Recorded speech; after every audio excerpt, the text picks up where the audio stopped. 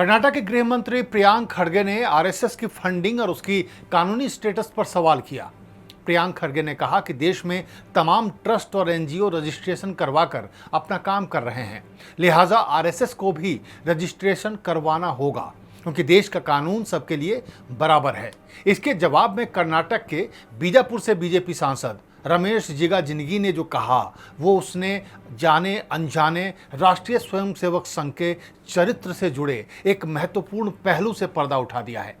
आखिर ऐसा क्या कह दिया बीजेपी के सांसद रमेश जिगाजिनगी ने कि चारों तरफ उसी की चर्चा हो रही है। नमस्कार, मैं हूं राकेश और आप देख रहे हैं द भारत नाउ।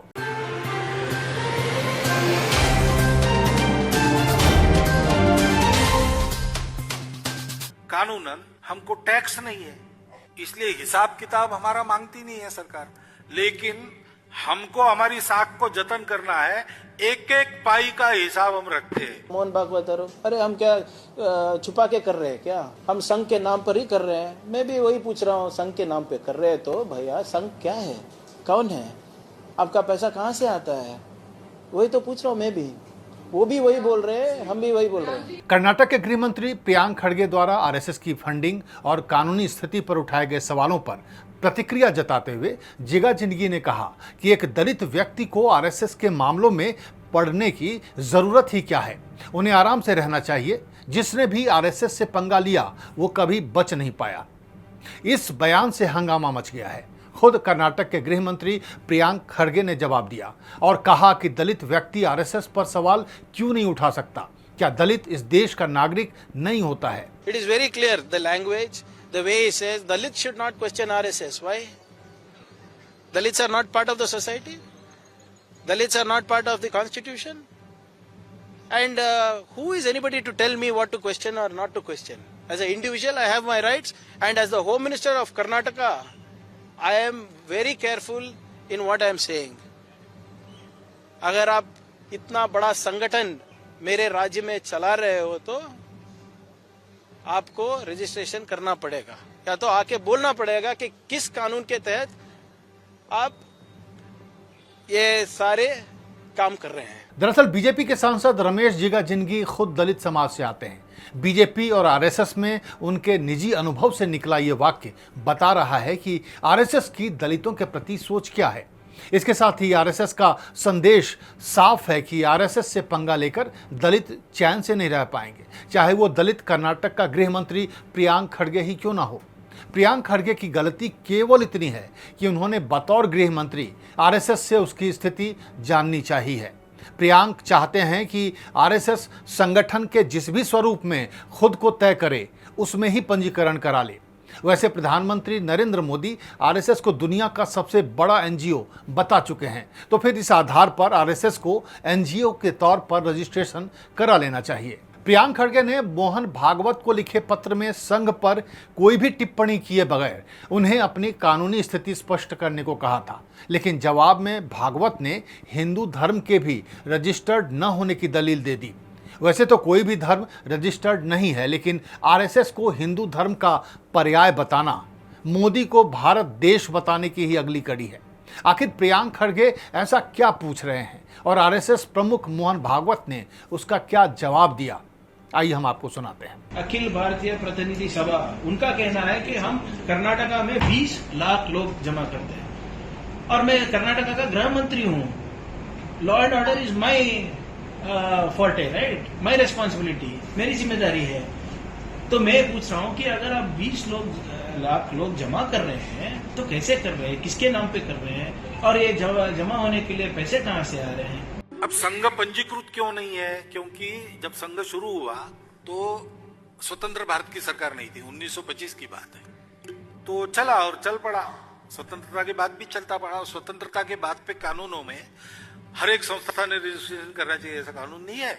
और कानूनन संघ को एक स्टेटस है, बॉडी ऑफ इंडिविजुअल, उसके तहत हम चल रहे हैं। उस बॉडी ऑफ इंडिविजुअल्स को उस स्टेटस के आधार पर कानूनन हमको टैक्स नहीं है, इसलिए हिसाब किताब हमारा मांगती नहीं है सरकार, लेकिन हमको हमारी साख को जतन करना है। एक एक पाई का हिसाब हम रखते हैं। प्रतिवर्ष हम ऑडिट करते हैं।